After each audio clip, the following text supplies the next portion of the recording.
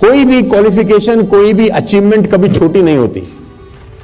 हर achievement आपको आने वाली अचीवमेंट के लिए प्रोत्साहित करती है कि अगर कोई इंसान जिंदगी में छोटा टारगेट पूरा नहीं कर सकता, वो जिंदगी में बड़ा टारगेट कभी पूरा नहीं कर सकता। तो मैं बड़ा एक्साइटेड था कि मनाली जाएंगे यार, और मेरे लिए उस जमाने में मनाली जाना मॉरिशस जाने से कम नहीं था।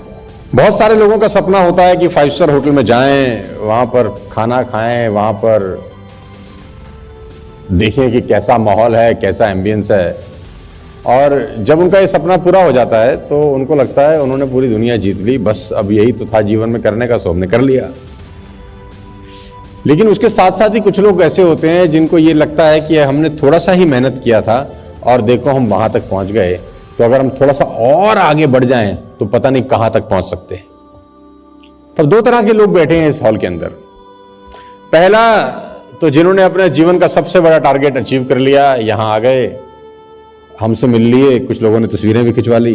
कुछ लोगों का ये सपना भी होता है कि दिल्ली जाएंगे, सर से मिलेंगे, तस्वीर खिंचवाएंगे, और बहुत सारे लोगों की तो खिंच भी गई होंगी, तो उनको लगता होगा कि अब तो बस।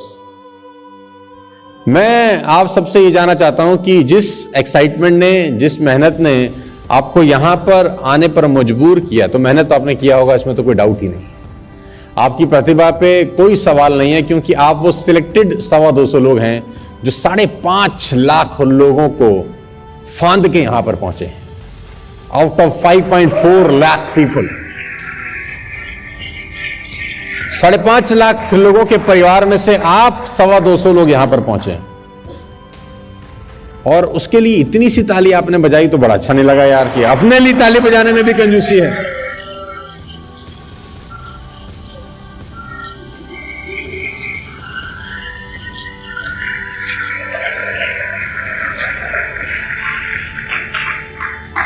मुझे मेरी जिंदगी में सबसे पहला टारगेट मनाली का मिला था 2001 में। मुझे आज भी याद है कि मैं जिस कंपनी में था, उन्होंने टारगेट लॉन्च किया कि अगर आप इतना बिजनेस करेंगे तो आप मनाली जाएंगे।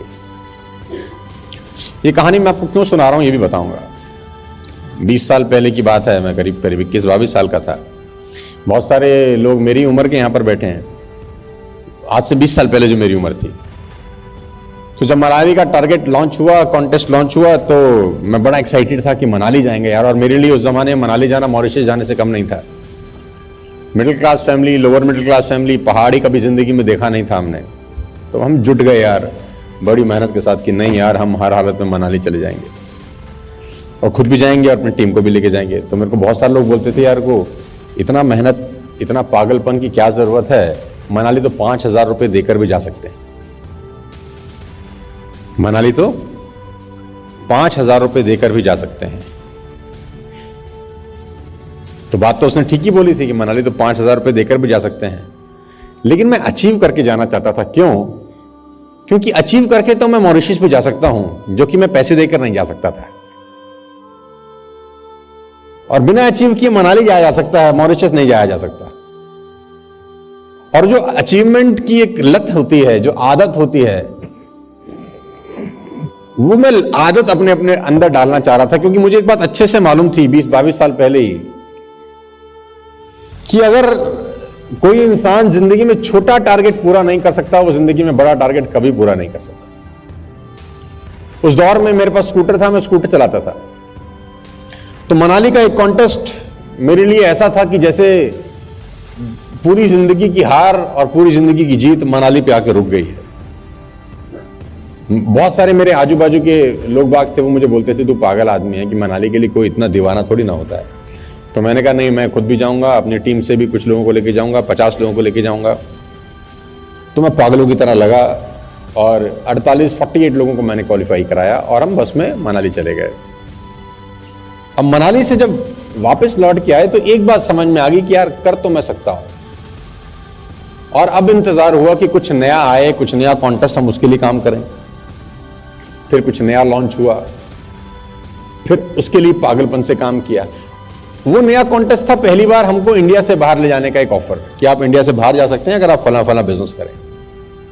तो जो लोग मनाली के लिए मोटिवेटेड नहीं थे, वो इंडिया से बाहर जाने के लिए भी मोटिवेट नहीं हुए, क्योंकि वो टारगेट था नेपाल जाने का। तो उन्होंने बोला ये क्या है नेपाल, 10,000 में चले जाओ। तो ना तो उन्होंने मनाली किया, ना उन्होंने नेपाल किया, क्योंकि उनको लगता था तो 10,000 रुपए देके जा ही सकते हैं।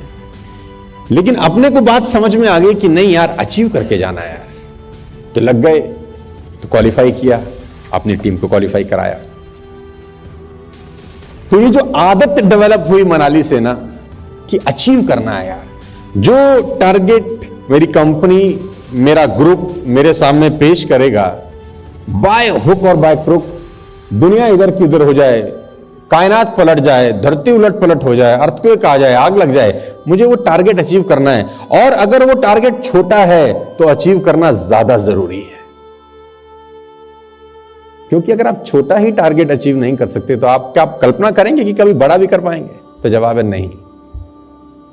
तो वहां से जो टारगेट अचीव करने की आदत डल गई, उस आदत ने सेंट्रो से एस क्लास तक का सफर पूरा किया। From a second hand Santro to S class Mercedes, from a car worth rupees 2,40,000 rupees to a car worth rupees 1.7 crore rupees. ये जानते हैं कहां से शुरुआत हुई? ये उस मनाली के ट्रिप से शुरुआत। कोई भी क्वालिफिकेशन, कोई भी अचीवमेंट कभी छोटी नहीं होती। हर अचीवमेंट आपको आने वाली अचीवमेंट के लिए प्रोत्साहित करती है। हर डिसिप्लिन आपको दूसरे डिसिप्लिन के लिए प्रोत्साहित करता है। अगर आपने एक चीज ठीक से कर ली तो फिर आपके मन में एक बिलीफ होता है कि मैं अगर ये ठीक से कर सकता हूं तो मैं फिर ये भी ठीक से कर सकता हूं, और अगर मैं ये और ये ठीक से कर सकता हूं तो फिर मैं ये भी ठीक से कर सकता हूं। ये मैं 3 चीजें ठीक से कर सकता हूं तो मैं चौथी चीज भी ठीक से कर सकता हूं। लेकिन शुरुआत कहां से हुई थी?